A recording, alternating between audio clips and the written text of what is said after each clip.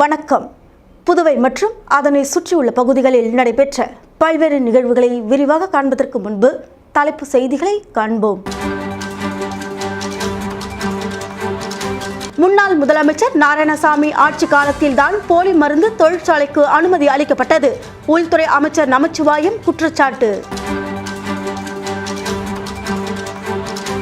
Lenin சிலை வைக்கப்பட்டதற்கு எதிர்ப்பு தெரிவித்து விநாயகர் சிலை. இந்திய கம்யூனிஸ்ட் கட்சி மற்றும் பாஜக இரு தரப்பினர் இடையே கடுமையான வாக்குவாதம், காவல்துறை தடியடி. போலி மருந்து தொழிற்சாலை வழக்கில் முன்னாள் IFS அதிகாரி மற்றும் GST கண்காணிப்பாளர் கைது. இதுவரை 23 பேரை கைது செய்துள்ளது சிறப்பு புலனாய்வு குழு. இனி விரிவான செய்திகள். லாஸ்பேட்டை தொகுதியில் வீடுகளை அச்சுறுத்தும்படி வளர்ந்திருந்த மரங்களை வனத்துறை மூலம் அகற்ற காங்கிரஸ் சட்டமன்ற கட்சி தலைவர் வைத்தியநாதன் உரிய நடவடிக்கை மேற்கொண்டார். லாஸ்பேட்டை தொகுதி நாவலர் நெடுஞ்செழியன் அரசு மேல்நிலைப் பள்ளியின் பின்புறம் வீடுகளில் அச்சுறுத்தும்படி வளர்ந்திருக்கும் மரங்களை அகற்ற கோரி தொகுதியின் சட்டமன்ற உறுப்பினரும் காங்கிரஸ் சட்டமன்ற கட்சி தலைவருமான வைத்தியநாதனிடம் அப்பகுதி மக்கள் கோரிக்கை வைத்தனர். மக்களின் கோரிக்கையை ஏற்ற தொகுதியின் சட்டமன்ற உறுப்பினர் வைத்தியநாதன் உடனடியாக நடவடிக்கை எடுத்து வனத்துறை வீரர்களின் உதவியுடன் அச்சுறுத்தும்படி வளர்ந்திருக்கும் மரக்கிளைகளையும் மரங்களையும் அகற்றினார். இந்த நிகழ்ச்சியின் போது கமலா அறக்கட்டளை நிர்வாகிகள், காங்கிரஸ் நிர்வாகிகள் உடனிருந்தனர்.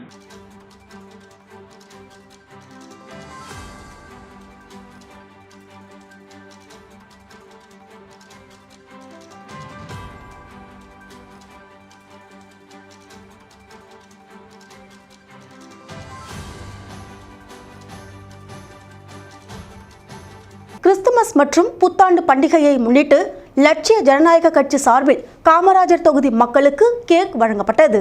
காமராஜர் நகர் தொகுதி பொதுமக்களுக்கு லட்சிய ஜனநாயக கட்சியின் சார்பில் கேக் வழங்கப்பட்டது. கிறிஸ்துமஸ் பண்டிகை மற்றும் புத்தாண்டு பண்டிகையினை முன்னிட்டு காமராஜர் நகர் தொகுதியை சேர்ந்த பொதுமக்களுக்கு லட்சிய ஜனநாயக கட்சியின் தலைவர் ஜோஸ் சார்லஸ் மார்டின் சார்பாக தொகுதி தலைவர் விஜயராஜ், தொகுதி நிர்வாகிகள் கோபி, ரமேஷ் மற்றும் மாநில செயலாளர் ரவி, ராஜா ராம் தலைமையில் கேக் வழங்கப்பட்டது. லாஸ்பேட்டை தொகுதிக்குட்பட்ட அசோக் நகர் பகுதியில் சிமெண்ட் சாலை அமைக்கும் பணிகளை காங்கிரஸ் சட்டமன்ற கட்சி தலைவர் வைத்தியநாதன் பூமி பூஜை செய்து தொடங்கி வைத்தார். லாஸ்பேட்டை தொகுதியில் தொடர்ந்து பொதுமக்களின் அடிப்படை பிரச்சனைகள், சாலை வசதிகள், குடிநீர் வசதிகள் அனைத்தையும் முழுமையாக நிறைவேற்றி வழங்கியுள்ளார் தொகுதியின் சட்டமன்ற உறுப்பினரும் காங்கிரஸ் சட்டமன்ற கட்சி தலைவருமான வைத்தியநாதன். அந்த வகையில் தொகுதிக்குட்பட்ட அசோக் நகர் காவேரி வீதியில் பொதுப்பணித்துறை மூலம் 38,48,000 ரூபாய் மதிப்பீட்டில் சிமெண்ட் சாலை மற்றும் கழிவுநீர் வாய்க்கால் அமைக்கும் பணிக்கான பூமி பூஜை நடைபெற்றது. இதில் தொகுதியின் சட்டமன்ற உறுப்பினரும் காங்கிரஸ் சட்டமன்ற கட்சி தலைவருமான வைத்தியநாதன் கலந்து கொண்டு பூமி பூஜை செய்து பணியினை தொடங்கி வைத்தார். இந்த நிகழ்ச்சியில் காங்கிரஸ் கட்சி நிர்வாகிகள், கமலா அறக்கட்டளை நிர்வாகிகள், ஊர் பொதுமக்கள், இளைஞர்கள் உட்பட பலரும் கலந்து கொண்டனர்.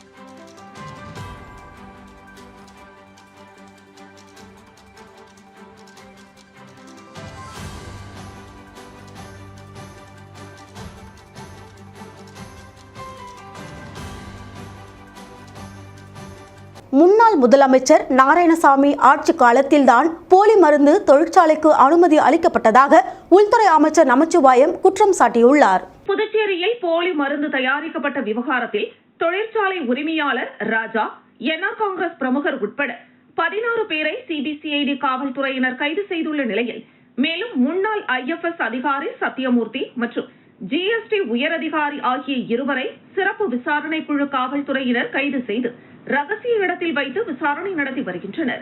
தற்போது வரை இவ்வழக்கில் 18 பேர் கைது செய்யப்பட்டுள்ளனர்.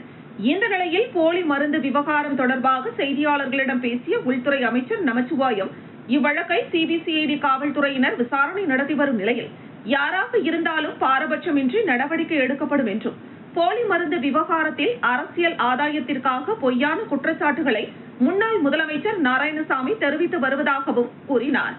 கடந்த கால காங்கிரஸ் ஆட்சியில்தான் மருந்து தொழிற்சாலைகளுக்கு அனுமதி அளித்துள்ளதாகவும், எனவே முன்னாள் முதலமைச்சர் நாராயணசாமியின் பெயரில் முதலில் நடவடிக்கை எடுக்க வேண்டும் என்றும் தெரிவித்தார்.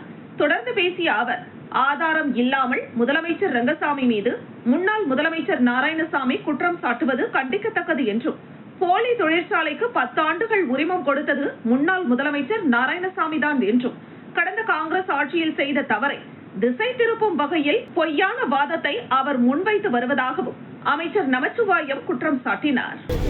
இந்த அரசாங்கம் சரியான முறையில் நடவடிக்கை எடுத்து உரிய விசாரணைக்கு பிறகு அதற்குரியவர்கள் கைது செய்யப்பட்டிருக்கிறார்கள். யாரெல்லாம் இந்த போலி மருந்து விவகாரத்தில் அதில் ஈடுபட்டிருக்கின்றார்களோ அவர்கள் எல்லாம் நிச்சயமாக இந்த அரசு எந்தவித பாரபட்சம் இல்லாமல் நடவடிக்கை எடுக்கும். செல்லப்பெருமாள்பேட்டை அங்கன்வாடி அலுவலகம் பழுதாகி இருந்த நிலையில் அங்கன்வாடி அலுவலகத்தை காங்கிரஸ் சட்டமன்ற கட்சித் தலைவர் வைத்தியநாதன் நேரில் பார்வையிட்டு ஆய்வு மேற்கொண்டார்.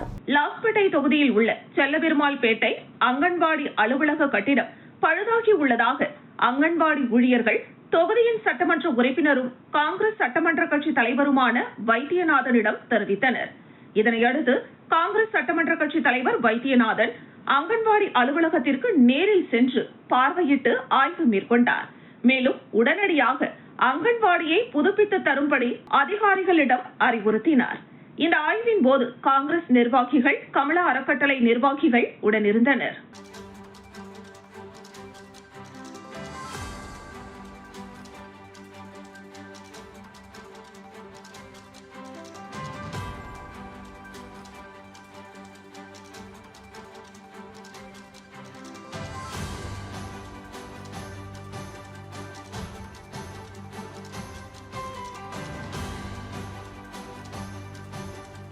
லட்சிய ஜனநாயக கட்சி சார்பில் நடத்தப்பட்ட போராட்டங்களின் எதிரொலியாக போலி மருந்து தொழிற்சாலை வழக்கு சிஐடி காவல்துறைக்கு மாற்றப்பட்டுள்ளது. புதுச்சேரியில் போலி மருந்து தொழிற்சாலை விவகாரம் விஸ்வரூபம் எடுத்துள்ளது. இந்த வழக்கில் இதுவரை 23 பேர் கைது செய்யப்பட்டுள்ளனர்.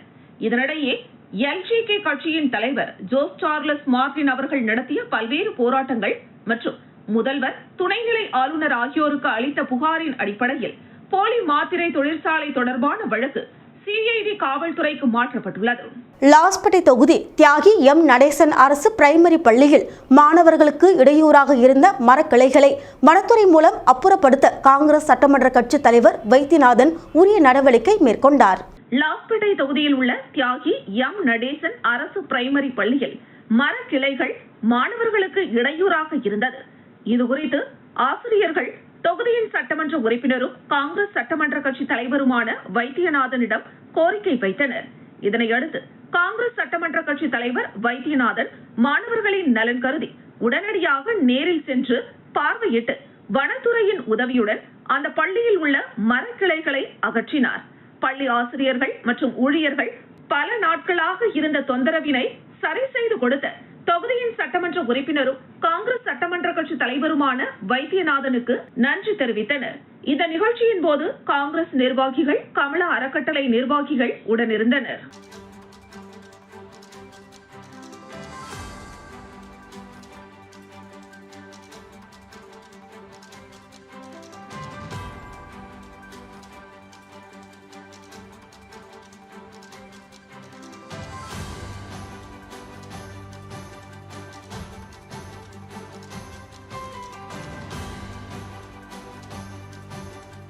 நூறு நாள் வேலைவாய்ப்பு திட்டத்தில் கடந்த 4 ஆண்டுகளில் மத்திய அரசு புதுச்சேரி மாநிலத்திற்கு 1548 கோடி ரூபாய் நிதி ஒதுக்க வேண்டிய நிலையில் வெறும் 112 கோடி ரூபாய் மட்டுமே வழங்கியுள்ளதாக புதுச்சேரி மாநில சட்டமன்ற எதிர்க்கட்சித் தலைவர் சிவா குற்றம் சாட்டியுள்ளார். மகாத்மா காந்தி ஊரக வேலைவாய்ப்பு திட்டத்தை விபிஜி ராம்ஜி என பெயர் மாற்றம் செய்யப்பட்டதற்கும் ஊரக வேலைவாய்ப்பு திட்டத்தின் கொள்கைகளை மாற்றியதற்கும் எதிர்ப்பு தெரிவித்து புதுச்சேரி மாநிலத்தில் இந்தியா கூட்டணி சார்பில் கண்டன ஆர்ப்பாட்டம் வில்லியனூர் பகுதியில் நடைபெற்றது.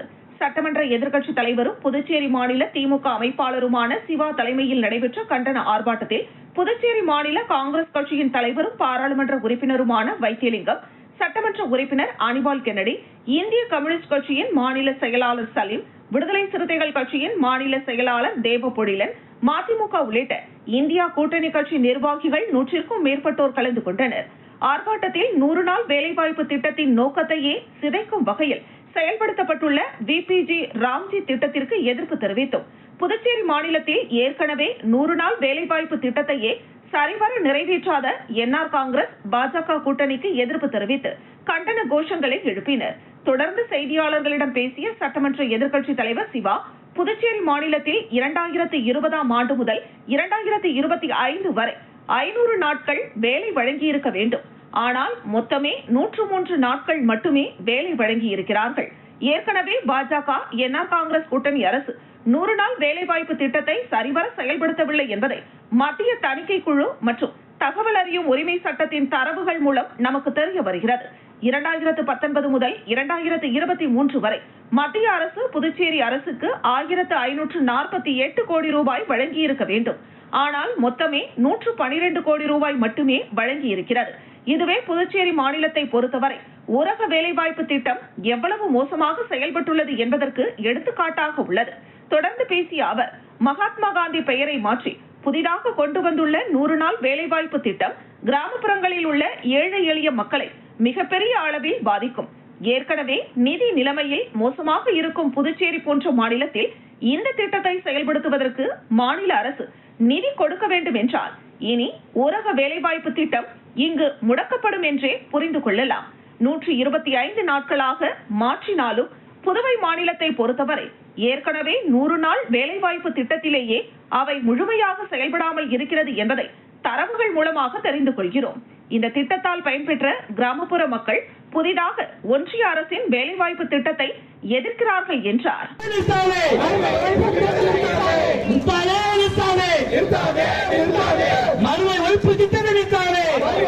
மிகப்பெரிய அளவில் தலைவர் என்னுடைய ஏழை எளிய மக்களுக்காக முழக்கத்தை கொடுத்திருக்காரு. புதுச்சேரியில இந்த அரசாங்கத்தை பொறுத்த வரைக்கும் பெரிய வெட்கக்கேடான விஷயம் இங்கே நடக்கக்கூடியது. பிஜேபி என்ஆர் ஆட்சி, அவங்க ஆட்சியில் இந்தியாவில் எந்த மாநில தலைவர்கள் மிகப்பெரிய அளவில் இந்த 100 நாள் வேலை திட்டம் மோசடியாக செய்யப்பட்டிருக்குது. 100 நாள் திட்டம் இந்த ஊரில் ஒரு வருஷம் கூட 25 நாள் ஃபில் பண்ணதில்லை. 22 நாள், 16 நாள், 18 நாள் இந்த டேட்டாவெல்லாம் நம்ம அதில் கொடுத்துருக்கோம். இந்த 5 வருஷத்தில் மொத்தமாகவே அவங்க 100 நாளை பாண்டிச்சேரியில் 100 நாள் 116 நாள் மொத்தமாக செஞ்சு 5 வருஷத்துக்கு, ஒரு வருஷத்துல 5 வருஷம் செஞ்சுட்டாங்க. மறைந்த தமிழக முன்னாள் முதலமைச்சர் டாக்டர் எம்ஜிஆர் அவர்களின் நினைவு தினத்தை முன்னிட்டு ஊசுடு தொகுதி அதிமுக சார்பில் மறைந்த முன்னாள் முதலமைச்சர் டாக்டர் எம்ஜிஆர் மற்றும் ஜெயலலிதா ஆகியோரின் திருவுருவ சிலைகளுக்கு மாலை அணிவித்து மரியாதை செலுத்தப்பட்டது. மறைந்த தமிழக முன்னாள் முதலமைச்சரும் அனைத்து இந்திய அண்ணா திராவிட முன்னேற்ற கழகத்தின் தலைவருமான டாக்டர் எம்ஜிஆரின் 38வது நினைவு தினத்தையொட்டி ஊசுடு தொகுதிக்குட்பட்ட கோனேரிக்குப்பம் கிராமத்தில் அமைந்துள்ள மறைந்த தமிழக முன்னாள் முதலமைச்சர்கள் டாக்டர் எம்ஜிஆர் மற்றும் செல்வி ஜெயலலிதா ஆகியோரின் திருவுருவ சிலைகளுக்கு ஊசுடு தொகுதியின் அனைத்து இந்திய அண்ணா திராவிட முன்னேற்ற கழகத்தின் முன்னாள் தொகுதி செயலாளர் ராஜாமணி தலைமையில் மாலை அணிவித்து மலர் தூவி மரியாதை செலுத்தியதை தொடர்ந்து பொதுமக்களுக்கு அன்னதானம் வழங்கப்பட்டது. இதில் அதிமுக கட்சி நிர்வாகிகள், தொண்டர்கள் கணேசன், தாமோதரன், தேசிங்கலு, நாராயணன், தண்டபாணி, மங்களம் மணி, முள்ளையப்பன், செல்லதுரை, ராமநாதபுரம் சுப்புடு, வழக்கறிஞர் பிரபாகரன், மகளிரணி தலைவி காந்தா மற்றும் கிருஷ்ணம்மாள், கட்சியின் தொண்டர்கள், பொதுமக்கள் என ஏராளமானோர் கலந்து கொண்டு திருவுருவ சிலைக்கு மலர் தூவி மரியாதை செலுத்தினர். புதுச்சேரி தவளக்குப்பம் நேஷனல் ஆங்கில உயர்நிலைப் பள்ளியில் கிறிஸ்துமஸ் விழா சிறப்பாக கொண்டாடப்பட்டது. புதுச்சேரி தவளக்குப்பம் நேஷனல் ஆங்கில உயர்நிலைப் பள்ளியில் கிறிஸ்துமஸ் விழா சிறப்பாக கொண்டாடப்பட்டது. பள்ளியின் தாளாளர் டாக்டர் எழிலரசி கிரண்குமார் அனைவரையும் வரவேற்றார். விழாவிற்கு பள்ளியின் சேர்மன் டாக்டர் கிரண்குமார் தலைமை தாங்கினார். கிறிஸ்துமஸ் விழாவினை முன்னிட்டு பள்ளி வளாகத்தில் கிறிஸ்துமஸ் குடில் அமைக்கப்பட்டிருந்தது. தொடர்ந்து மழலை செல்வங்கள் கிறிஸ்துமஸ் தாத்தா போன்று வேடம் அணிந்து வந்தது பார்வையாளர்களை வெகுவாக கவர்ந்தது. முன்னதாக ஸ்பார்க் சீட் சேரிட்டபிள் ட்ரஸ்ட் சார்பில் கூட்டு பிரார்த்தனை செய்யப்பட்டது. கிறிஸ்துமஸ் விழாவினை சிறப்பிக்கும் வகையில் மாணவர்களின் பல்வேறு கலை நிகழ்ச்சிகள் நடைபெற்றன.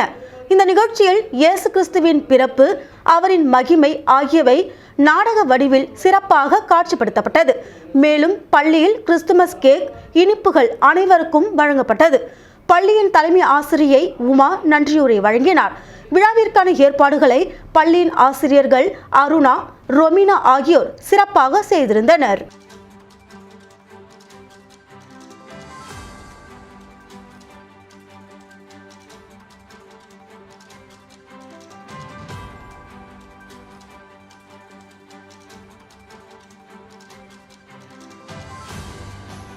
நெல்லித்தோப்பு பகுதியில் இந்திய கம்யூனிஸ்ட் கட்சி சார்பில் லெனின் சிலை வைக்கப்பட்டதற்கு எதிர்ப்பு தெரிவித்து இந்து முன்னணியர் மற்றும் பாஜகவினர் அதே இடத்தில் விநாயகர் சிலை வைத்ததால் இரு தரப்பினருக்கும் இடையே கடுமையான வாக்குவாதம் ஏற்பட்ட நிலையில் லேசான தடியடி நடத்தி காவல்துறையினர் கலைய செய்தனர். புதுச்சேரி நெல்லித்தோப்பு தொகுதியில் உள்ள லெனின் வீதி, திருவள்ளுவர் சாலை சந்திப்பில் உள்ள மணிமேகலை அரசு பெண்கள் மேல்நிலைப் பள்ளி முன்பு இந்திய கம்யூனிஸ்ட் கட்சிக்கு சொந்தமான இடம் உள்ளது.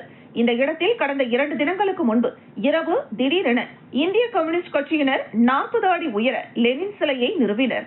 இதற்கு எதிர்ப்பு தெரிவித்தும் புதிய சிலைகள் நிறுவக்கூடாது என விதிகள் இருந்தும் அதனை மீறியும் வைத்த லெனின் சிலையை அகற்ற கோரி இரவு பாஜகவினர் மற்றும் இந்து முன்னணி அமைப்பினர் அனுமதியின்றி வைக்கப்பட்ட லெனின் சிலையை அகற்ற கோரி சாலை மறியலில் ஈடுபட்டனர். தொடர்ந்து அவர்கள் லெனின் சிலையின் அருகே திடீரென 3 அடி உயர விநாயகர் சிலையை வைத்து பூஜை செய்து வழிபட்டனர். இதுகுறித்து தகவல் அறிந்ததும் இந்திய கம்யூனிஸ்ட் கட்சியினர் அங்கு குவிந்தனர்.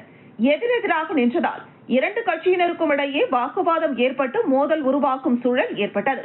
மேலும் அங்கு பாதுகாப்பு பணியில் ஈடுபட்ட உருளையன்பேட்டை காவல்துறையினர் அவர்களை அங்கிருந்து கலைந்து செல்லுமாறு அறிவுறுத்தினர். ஆனால் அவர்கள் செல்லாததால் லேசான தடியடி நடத்தி 2 தரப்பினரையும் கலைத்தனர். இதனிடையே தாசில்தார் பிருத்திவி மற்றும் வருவாய்த்துறை அதிகாரிகள் சம்பவ இடத்திற்கு வந்தனர். பின்னர் லெனின் சிலையை தார்பாய் கொண்டு முழுமையாக மூடிய நிலையில் பாஜகவினர் அங்கு வைத்திருந்த விநாயகர் சிலையை அப்புறப்படுத்தி அங்கிருந்து புறப்பட்டு சென்றனர். இருந்தபோதிலும் இந்திய கம்யூனிஸ்ட் கட்சியின் மாநில செயலாளர் சலீம் தலைமையில் சிலையை மூடியதற்கு எதிர்ப்பு தெரிவித்து தொடர்ந்து தாசில்தார் மற்றும் காவல்துறையினருடன் வாக்குவாதத்தில் ஈடுபட்ட நிலையில் சிலையின் மீது மூடப்பட்ட தார்பாயை அகற்றினர்.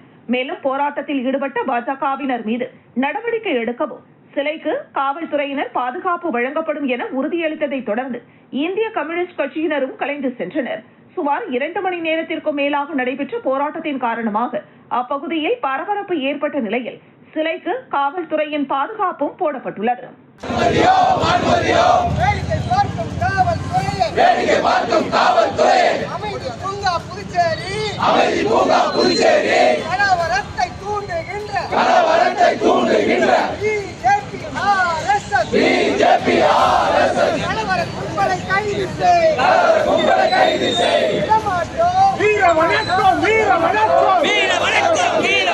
புதுச்சேரியில் போலி மருந்து தயாரித்து நாடு முழுவதும் சப்ளை செய்யப்பட்ட வழக்கில் முன்னாள் IFS அதிகாரி மற்றும் GST கண்காணிப்பாளர் ஆகியோர் அதிரடியாக கைது செய்யப்பட்டனர். பிரபல நிறுவனங்களின் உயிர்காக்கும் மருந்து மாத்திரைகளை போலியாக தயாரித்து இந்தியா முழுவதும் சப்ளை செய்யப்பட்டிருப்பது ஒட்டுமொத்த நாட்டையும் அதிர்ச்சியில் உறைய வைத்திருக்கிறது.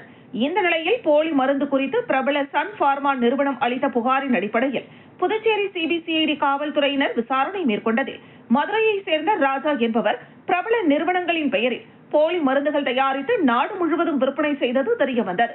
அதனைத் தொடர்ந்து போலி மாத்திரைகள் தயாரித்த ராஜாவின் தொழிற்சாலை, மருந்துகள் தயாரித்த கிடங்குகள் மற்றும் நிறுவனத்தை உடைத்து சோதனை நடத்தி சுமார் 600 கோடி ரூபாய்க்கு மேல் மதிப்புள்ள மருந்துகள், மூலப்பொருட்கள் மற்றும் இயந்திரங்களை பறிமுதல் செய்து சீல் வைத்தனர். மேலும் நகரின் மைய பகுதியில் இயங்கி வந்த போலி மருந்துகளின் தலைமையகமான ஃபார்ம் ஹவுஸ் மற்றும் ஸ்ரீ சன் பார்மா அலுவலகம் மற்றும் கிடங்குகளில் சீல் வைத்தது மட்டுமின்றி புதுச்சேரி ரெட்டியார்பாளையம், ஜெயாநகர் பகுதியில் இவ்வழக்கின் முக்கிய குற்றவாளியான ராஜாவின் வீட்டிலிருந்து போலி மருந்து தயாரிக்க மூலப்பொருட்கள் வாங்கியது, போலி மருந்துகள் விற்றதற்கான ஆவணங்கள், பல கோடி ரூபாய் மதிப்புள்ள சொத்து ஆவணங்கள், வைர நகைகள், 25 சவரன் தங்க நகைகளை பறிமுதல் செய்ததோடு அரசியல் பிரமுகர்கள் மற்றும் அரசு அதிகாரிகளுக்கு பணம் மற்றும் பரிசு பொருட்கள் கொடுத்த தகவல் அடங்கிய டைரியை எடுத்து சென்றனர். தற்பொழுது இந்த வழக்கை சிறப்பு புலனாய்வு குழு விசாரணை செய்து வருகிற நிலையில் போலி மருந்து விவகாரத்தில் போலி மாத்திரை தொழிற்சாலை உரிமையாளர் ராஜா மற்றும் ஆளும் கட்சியான NR காங்கிரசின் பிரமுகரும் முதலமைச்சர் ரங்கசாமியின் தீவிர ஆதரவாளருமான NR மணிகண்டன் உட்பட மொத்தமாக 21 பேர் கைது செய்யப்பட்டு சிறையில் அடைக்கப்பட்ட நிலையில் மேலும் இதில் தொடர்புடைய மற்ற நபர்களை புதுச்சேரி சிறப்பு புலனாய்வு குழுவினர் தீவிரமாக தேடி வரும் நிலையில் போலி மருந்து தயாரிப்பு விவகாரத்தில் முன்னாள் IFS அதிகாரி சத்தியமூர்த்தி மற்றும் GST கண்காணிப்பாளர் ஃபரிதா ஆகிய இருவரை சிறப்பு விசாரணை குழு காவல்துறையினர் கைது செய்து ரகசிய இடத்தில் வைத்து விசாரணை நடத்தி வருகின்றனர். மேலும் முன்னாள் IFS அதிகாரி சத்தியமூர்த்தி கடந்த 2021ஆம் ஆண்டு சட்டமன்ற தேர்தல் மற்றும் பாராளுமன்ற தேர்தலில் பாஜக சார்பில் போட்டியிட சீட் கேட்டவர். அது மட்டுமின்றி பாஜக புதுச்சேரி மாநில தலைவர் பட்டியலில் முன்னாள் அதிகாரி சத்தியமூர்த்தி பெயரும் இருந்தது என்பது குறிப்பிடத்தக்கது. இந்த நிலையில் போலி மருந்து தயாரித்த விவகாரத்தில் இதுவரை 23 பேர் கைது செய்யப்பட்டுள்ளனர் என்பது குறிப்பிடத்தக்கது. அரியாங்குப்பத்தில் போலி கிரைய அச்சார உடன்படிக்கை பத்திரம் தயார் செய்த புதுச்சேரி அரசு மின்துறை ஊழியர் மற்றும் பார் உரிமையாளர் ஆகிய சகோதரர்கள் இருவர் மீதும் வழக்கு பதிவு செய்து காவல்துறையினர் தேடி வருகின்றனர். புதுச்சேரியில் நில மோசடி, பத்திரப்பதிவு மோசடி, பல்வேறு அதிகாரத்தின் பின்னால் அரங்கேறி வரும் நில மோசடி வழக்குகள் நாளுக்கு நாள் அதிகரித்து வருகிறது. போலி பத்திரம் தயாரித்து விற்பனை செய்ய முயன்ற மற்றொரு சம்பவம் அரியாங்குப்பம் பகுதியில் அரங்கேறி உள்ளது.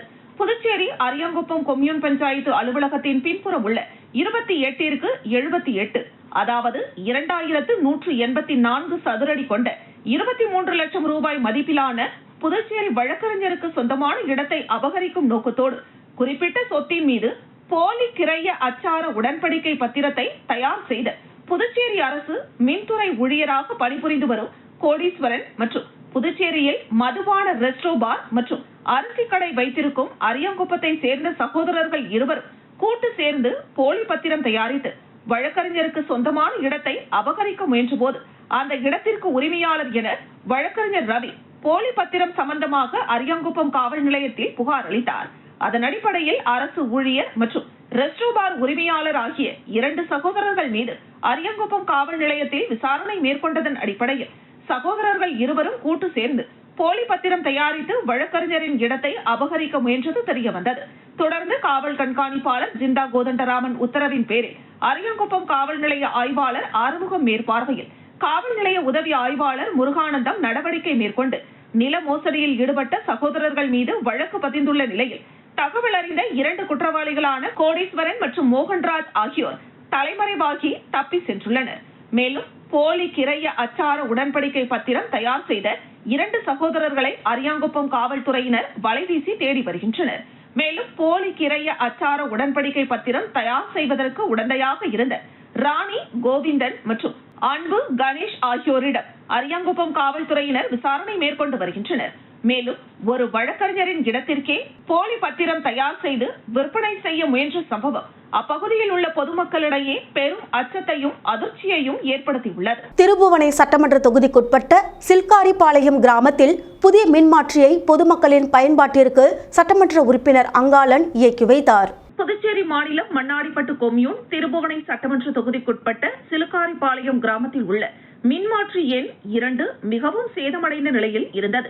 இந்த சேதமடைந்த மின்மாற்றியை மாற்றவும் நன்திறன் கொண்ட மின்சார டிரான்ஸ்பார்மர் அமைக்கவும் சட்டமன்ற உறுப்பினர் அங்காளன் மின்துறை அதிகாரிகளுக்கு வேண்டுகோள் விடுத்தார். இதன் அடிப்படையில் 12,50,650 ரூபாய் மதிப்பீட்டில் திட்டம் தயாரிக்கப்பட்டு சேதமடைந்த மின் கம்பங்கள் மாற்றி நன்திறன் கொண்ட மின்சார டிரான்ஸ்பார்ம் அமைக்கப்பட்டது. இதனை பொதுமக்களின் பயன்பாட்டிற்கு கொண்டு வரும் நிகழ்ச்சியானது சிலுக்காரிபாளையம் கிராமத்தில் நடைபெற்றது. விழாவில் திருபுவனை தொகுதியின் சட்டமன்ற உறுப்பினர் அங்காளன் கலந்து கொண்டு விழாவிற்கு தலைமை தாங்கி புதிய மின்மாற்றியை இயக்கி வைத்து பொதுமக்களின் பயன்பாட்டிற்கு அர்ப்பணித்தார். இவ்விழாவில் மின்துறை உதவி பொறியாளர் பன்னீர்செல்வம், இளநிலை பொறியாளர் பழனிவேலு மற்றும் மின்பிரிவு ஊழியர்கள், கிராம முக்கிய பிரமுகர்கள் மற்றும் பொதுமக்கள் பலர் கலந்து கொண்டனர். மறைந்த தமிழக முன்னாள் முதலமைச்சர் புரட்சி தலைவர் எம்ஜிஆரின் 38வது நினைவு தினத்தை முன்னிட்டு ராவுத்தன்குப்பம் பகுதியில் மாவட்ட எம்ஜிஆர் இளைஞரணி சார்பாக நலத்திட்ட உதவிகள் வழங்கப்பட்டது. மறைந்த தமிழக முன்னாள் முதலமைச்சர் புரட்சி தலைவர் எம்ஜிஆரின் 38வது ஆண்டு நினைவு தினத்தை முன்னிட்டு நாடாளுமன்ற மாநிலங்களவை உறுப்பினர் முன்னாள் அமைச்சர் விழுப்புரம் மாவட்ட கழக செயலாளர் CV சண்முகம் வழிகாட்டுதலின்படி வானூர் தொகுதி சட்டமன்ற உறுப்பினர் சக்கரபாணி ஆலோசனைப்படி வானூர் சட்டமன்ற தொகுதிக்குட்பட்ட ராவுத்தன்குப்பம் பகுதியில் மாவட்ட எம்ஜிஆர் இளைஞரணி இணை செயலாளர் சதீஷ் ஏற்பாட்டில் ஒன்றிய செயலாளர் சதீஷ்குமார் முன்னிலையில் மாணவ மாணவிகளுக்கு நோட்டு புத்தகங்கள், எழுது பொருட்கள் உள்ளிட்ட கல்வி உபகரணங்கள் வழங்கப்பட்டன. முன்னதாக அலங்கரிக்கப்பட்ட புரட்சி தலைவர் எம்ஜிஆரின் திருவுருவ படத்திற்கு மாலை அணிவித்து மலர் தூவி மரியாதை செலுத்தப்பட்டது. இந்த நிகழ்ச்சியில் அம்மா பேரவை ஒன்றிய செயலாளர் வீரப்பன், விவசாய அணி ஒன்றிய செயலாளர் கார்த்திகேயன், அண்ணா தொழிற்சங்கம் செயலாளர் ரவி, மாவட்ட எம்ஜிஆர் மன்ற துணை செயலாளர் வேல்முருகன், தகவல் தொழில்நுட்ப பிரிவு ஜெகநாதன், எம்ஜிஆர் இளைஞரணி துணை செயலாளர் சசிகுமார், மாவட்ட எம்ஜிஆர் மன்ற துணைத் தலைவர் காமராஜ், மாவட்ட இளைஞர் பாசறை துணைத் தலைவர் வினோத், இரும்பை ஊராட்சி தகவல் தொழில்நுட்ப பிரிவு முத்து, கொண்டிமேடு கிளை செயலாளர் கோவிந்தராஜ், பஞ்சவாடி கிளை செயலாளர் பிரகாஷ், வானூர் ஒன்றிய அம்மா பேரவை துணை செயலாளர் ராமசாமி, அம்மா பேரவை மோகன், கூட்ரோடு கிளை செயலாளர் லட்சுமணன், பூத்துறை பாசறை பிரதாப், அம்மா பேரவை துணை செயலாளர் சக்திவேல், ஒன்றிய அம்மா பேரவை இணை செயலாளர் எழில் முருகன், அம்மா பேரவை ஒன்றிய துணை செயலாளர் பரசுராமன், உறுப்பினர்கள் ராமசாமி, சாமிக்கண்ணு, மகாதேவன், கன்னியப்பன், விக்ரம், மாணிக்கம் உட்பட ஏராளமான கட்சி நிர்வாகிகள் கலந்து கொண்டனர். அரியாங்குப்பம் சட்டமன்ற தொகுதியில் உள்ள சோழபுரம் மற்றும் விரிவாக்கம் கிழக்கு பகுதிகளில் தார் சாலை அமைப்பதற்கான பணிகளை சட்டமன்ற உறுப்பினர் பாஸ்கர் என்கிற தட்சிணாமூர்த்தி பூமி பூஜை செய்து தொடங்கி வைத்தார். புதுச்சேரி மாநிலம் அரியாங்குப்பம் சட்டமன்ற தொகுதிக்குட்பட்ட பகுதியான காக்கையன் தோப்பு கிராமத்தில் உள்ள சோழபுரம் எம்ஜிஆர் தெரு விரிவாக்கம் மேற்கு பகுதியில் தார் சாலை மற்றும் வடிகால் வசதிகளுடன் கூடிய பணி செய்வதற்கு 28,50,000 ரூபாய் மதிப்பீட்டிலும், தொடர்ந்து சோழபுரம் எம்ஜிஆர் தெரு விரிவாக்கம் கிழக்கு பகுதிக்கு தார் சாலை மற்றும் வடிகால் வசதி அமைப்பதற்காக 10,11,000 ரூபாய் மதிப்பீட்டிலும், மொத்தம் 38,61,000 ரூபாய் மதிப்பீட்டில் 2024-2025 ஆண்டு சட்டமன்ற உறுப்பினர் தொகுதி மேம்பாட்டு நிதியிலிருந்து அரசாணை பெறப்பட்டு அதற்கான பூமி பூஜையை சட்டமன்ற உறுப்பினர் பாஸ்கர் என்கிற தட்சிணாமூர்த்தி பூமி பூஜை செய்து பணியினை துவக்கி வைத்தார். இந்த நிகழ்ச்சியில் அரியாங்குப்பம் கொம்யூன் பஞ்சாயத்து ஆணையர் மற்றும் அதிகாரிகள், அந்தந்த பகுதிகளை சார்ந்த ஊர் பொதுமக்கள், பெரியோர்கள், கட்சி பிரமுகர்கள், இளைஞர்கள் பலரும் கலந்து கொண்டனர்.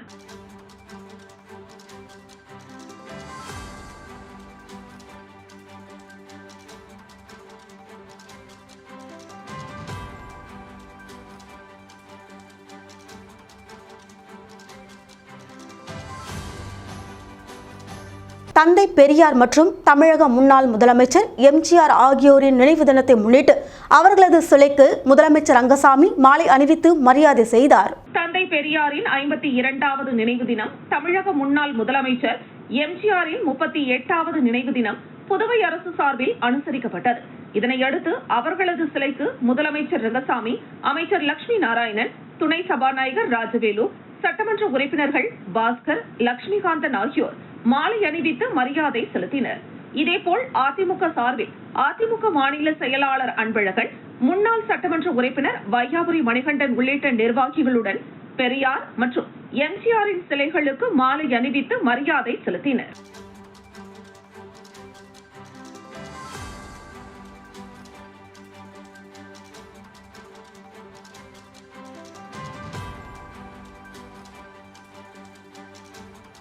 கிருமாம்பாக்கம் பகுதியில் பொது விளையாட்டு மைதானம் அமைக்க கோரி இந்திய குடியரசுக் கட்சியினர் கண்டன ஆர்ப்பாட்டம் நடத்தினர். புதுச்சேரி இந்திய குடியரசுக் கட்சியின் சார்பில் பல்வேறு கோரிக்கைகளை வலியுறுத்தி புதுச்சேரி கடலூர் சாலை கிருமாம்பாக்கம் பேருந்து நிறுத்தத்தில் கவன ஈர்ப்பு ஆர்ப்பாட்டம் நடைபெற்றது.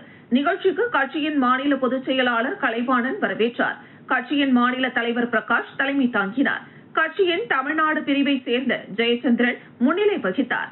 இதில் சிறப்பு அழைப்பாளராக முன்னாள் அமைச்சர் கந்தசாமி, திமுக முன்னாள் சட்டமன்ற உறுப்பினர் மூர்த்தி, மகளிர் காங்கிரஸ் கட்சி மாநில செயலாளர் சுலக்ஷனா, திமுக பொறுப்பாளர் ரவிச்சந்திரன், தந்தை பெரியார் திராவிடர் கழகம் வீரமோகன், இந்திய கம்யூனிஸ்ட் கட்சி பொறுப்பாளர் பெருமாள் மற்றும் வினிதன், சுசீந்திரன், ராஜு உள்ளிட்டோர் கலந்து கொண்டனர்.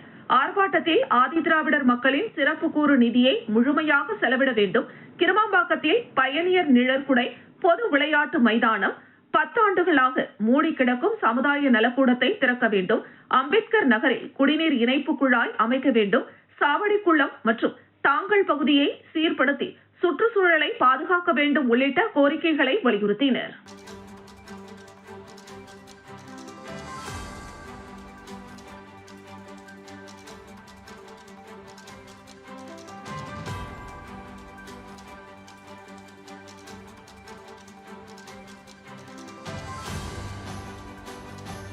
பாகூர் தொகுதியில் 22.47 லட்சம் ரூபாய் செலவில் நலத்திட்ட பணிகளை சட்டமன்ற உறுப்பினர் செந்தில்குமார் பூமி பூஜை செய்து தொடங்கி வைத்தார். புதுச்சேரி மாநிலம் பாகூர் தொகுதி சட்டமன்ற உறுப்பினர் தொகுதி மேம்பாட்டு நிதியிலிருந்து பாகூர் கொம்யூன் பஞ்சாயத்து சார்பில் மேல் பரிக்கல்பட்டு VKR கார்டன் பகுதிக்கு 8,35,000 ரூபாய் செலவில் தார் சாலை அமைத்தல், பாகூர் கம்பன் நகர் பகுதிக்கு 11,02,000 ரூபாய் செலவில் சிமெண்ட் சாலை அமைத்தல், பாகூரில் செட்டியார் சமூக மக்களுக்கு 3,10,000 ரூபாய் செலவில் மயானம் மேம்படுத்துதல் பணிக்கான பூமி பூஜை நிகழ்ச்சி அந்தந்த பகுதிகளில் நடைபெற்றது. இதன் மொத்த மதிப்பு 22.47 லட்சம் ஆகும்.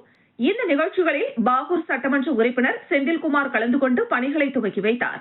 இதில் பாகூர் கொம்யூன் பஞ்சாயத்து ஆணையர் சதாசிவம், உதவி பொறியாளர் பாலமுருகன், இளநிலை பொறியாளர் திலகவதி, திமுக நிர்வாகிகள், ஊர் முக்கிய பிரமுகர்கள், அந்தந்த பகுதியை சார்ந்த நகர பொதுமக்கள் பலர் கலந்து கொண்டனர்.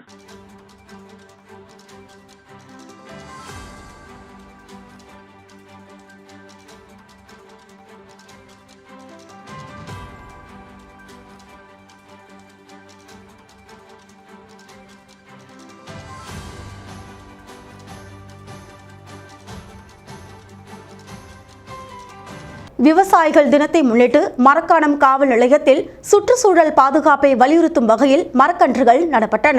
விழுப்புரம் மாவட்டம் மரக்காணம் காவல் நிலைய வளாகத்தில் விவசாயிகள் தினத்தை முன்னிட்டு சுற்றுச்சூழல் பாதுகாப்பை வலியுறுத்தும் வகையில் மரக்கன்று நடும் விழா நடைபெற்றது. இந்த நிகழ்ச்சியை டாக்டர் MS குமரவேல் கணிதா அகாடமி மாணவர்களுடன் இணைந்து ஏற்பாடு செய்திருந்தார். நிகழ்ச்சியில் மரக்காணம் காவல் ஆய்வாளர் பரணிதரன் மற்றும் அருகில் உள்ள இந்தியன் வங்கியின் மேலாளர் சிறப்பு விருந்தினர்களாக கலந்து கொண்டு மாணவர்களின் சமூக பொறுப்புணர்வு மற்றும் சுற்றுச்சூழல் பாதுகாப்பு சார்ந்த முயற்சிகளை பாராட்டினர். விவசாயிகளின் பங்களிப்பு, இயற்கை வளங்களின் பாதுகாப்பு மற்றும் பசுமை வளர்ச்சி ஆகியவற்றை ஒருங்கிணைக்கும் வகையில் காவல் நிலைய வளாகத்தில் பல்வேறு மரக்கன்றுகள் நடப்பட்டன. நிகழ்ச்சியில் பேசிய டாக்டர் குமரவேல், தனிப்பட்ட மகிழ்ச்சிகளை சமூக நலனுடன் இணைத்தால் அது சமுதாயத்திற்கு நீடித்த பயனை அளிக்கும் என தெரிவித்தார்.